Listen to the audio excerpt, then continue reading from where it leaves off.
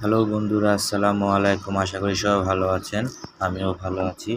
বাংলা মাসের অলরেডি বৈশাখ মাস চলে আসছে। তো এই বছরের আম মাখা খাওয়া হয় নাই। তো যে কথা সে কাজ, অলরেডি আম মাখা বানানো শুরু হয়ে গেছে, দেখতে পারতেছেন আপনারা।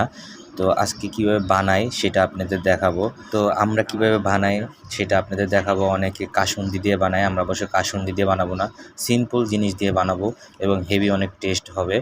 তো আমরা যেভাবে বানাই আপনারাও এভাবে বানায় একদিন খাইয়ে দেখবেন, অবশ্যই আপনাদের কাছে ভালো লাগবে। প্রথমে আমের ছোকলাগুলি সব ফালাই দিতে হবে উপর থেকে। তো অলরেডি আমার আমের ছোকলাগুলি সব ফালাই দেওয়া হয়ে গেছে, মানে কমপ্লিট হয়ে গেছে। এখন চাকুর আগা দিয়ে আমগুলোকে ভালো করে এরকম করে কেটে নিতে হবে, তাহলে আমগুলি করতে মানে চিকন চিকন করে পুড়তে সুবিধা হবে আপনাদের। ও আরেকটা কথা, এই কাজটি করার সময় অবশ্যই আপনারা খুব আস্তে ধীরে কাজগুলি করবেন, কারণ কোনো কারণে যদি নাইফটা হাতে লেগে যায় তাহলে আপনাদের হাত কেটে যেতে পারে। সেক্ষেত্রে দেখা গেলো আপনার আম মাখা খাওয়া হলো না এবং আপনাকে নিয়ে হসপিটাল নিয়ে দৌড়াদৌড়ি করা যেতে হতে পারে। যাই হোক, কথা আর বাড়িয়ে লাভ নাই। এখন আমার এই কাজগুলি করার সময় অবশ্যই সতর্ক নিয়ে কাজগুলি করবেন। তো এভাবে সবগুলি আম আপনাকে আস্তে আস্তে করে কেটে নিতে হবে, স্লাইড করে নিতে হবে।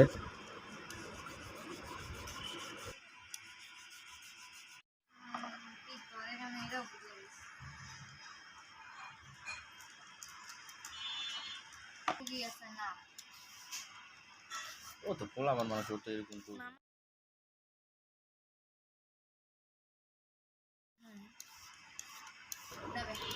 অলরেডি আমগুলি সবগুলি কাটা হয়ে গেছে।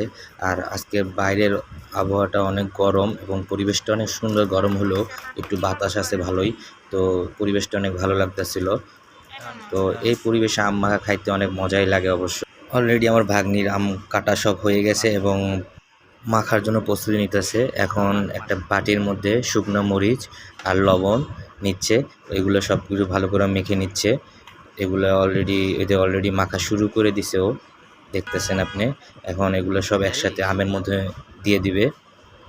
আর ভিডিওর আগে আপনাদের বলা হয়েছিল এই আম মাখাটা অন্যরকম হবে, কারণ হচ্ছে গিয়ে আমরা এই আম মাখার মধ্যে সামান্য একটু মধু দিব। মধু দিলে জিনিসটা আরও স্বাদ বেড়ে যায় দ্বিগুণ।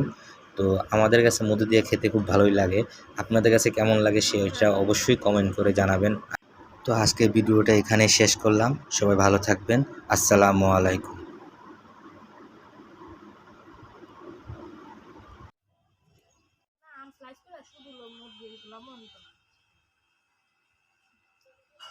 কতটুকু হয়ে গেছে আমি খাই না, আমরে দেই না কিছু না, আর বলি ওরা